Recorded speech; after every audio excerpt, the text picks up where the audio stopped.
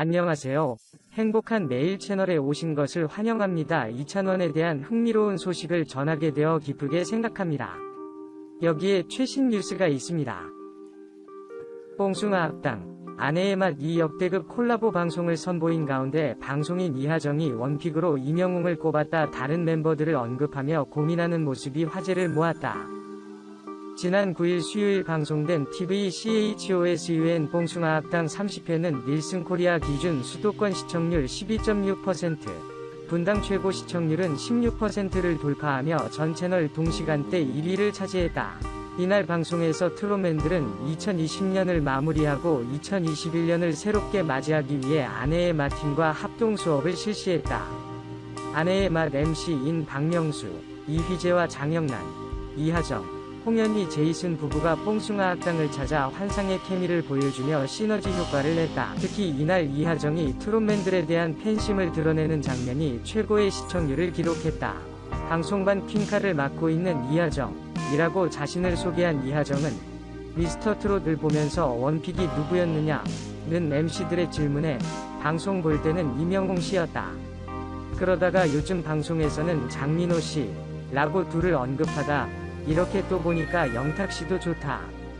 그런데 이찬원 씨도 너무 귀엽고 김희재 씨도 너무 매력있다. 어떻게 하느냐? 고 혼란. 이 말에 박명수는 갈 때 이행시 어떠냐?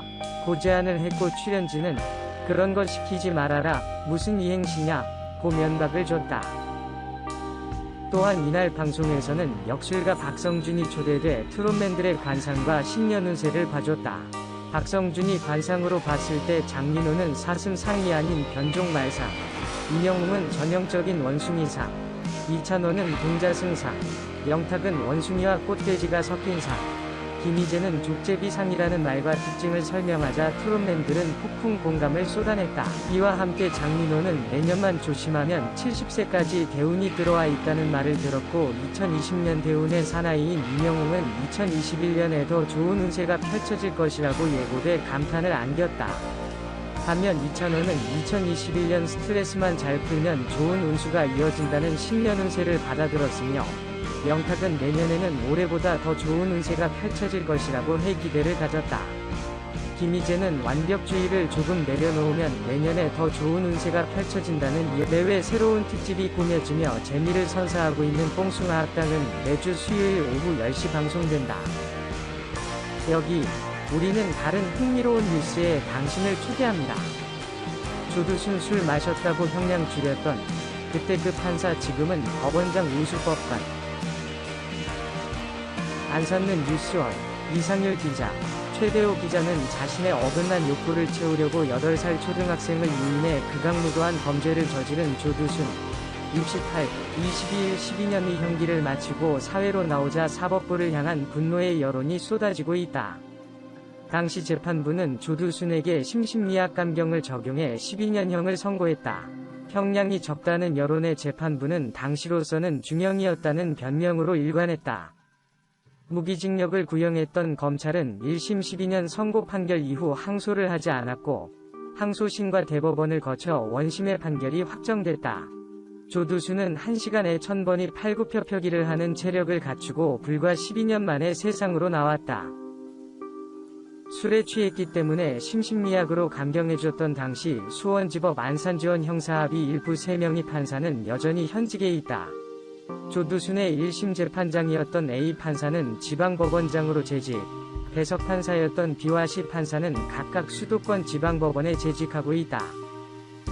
A 판사는 서울지방변호사회의 2020년도 법관평가에서 우수법관으로 선정됐다. 포털사이트 인물정보에서 A 판사의 프로필에는 안산지원 경력이 누락돼 있다. 조두순 1심 재판부 관계자는 과거 한 언론과의 인터뷰에서 판사가 판결에 대해 말하는 건 적절치 못하다면서 12년형은 당시 일반적 판례보다 2에서 3배 무거운 형량이었다. 하지만 수사 단계에서 심신미약이 인정됐다는 입장을 밝힌 것으로 알려졌다. 사법부와 별도로 검찰에 대한 비판 여론도 높다. 범행 당시 조두순이 만취 상태라는 사실을 입증할 만한 근거가 빈약했음에도 경찰과 검찰이 반박을 제시하지 않아 주취감경이 재판부에서 그대로 받아들여졌다는 비판이다. 검찰이 항소를 통해 더 높은 형량을 이끌었어야 했지만 노력조차 하지 않은 것 아니냐는 여론의 질타를 받았다. 특히 당시 검찰은 조사 과정에서 범죄 피해로 심신이 불편했던 어린 피해자를 검찰청으로 소환해 딱딱한 의자에 앉게 한 뒤 장시간 조사를 감행했다. 대검찰청 감찰위원회는 법조항을 잘못 적용해 법률 전문가로서 검사의 주의 의무를 소홀히 하고 피해자가 동일한 조사를 거듭받게 하는 등 아동 성폭력 피해자 보호에 만전을 기하지 못한 잘못이 인정된다고 사과한 바 있다.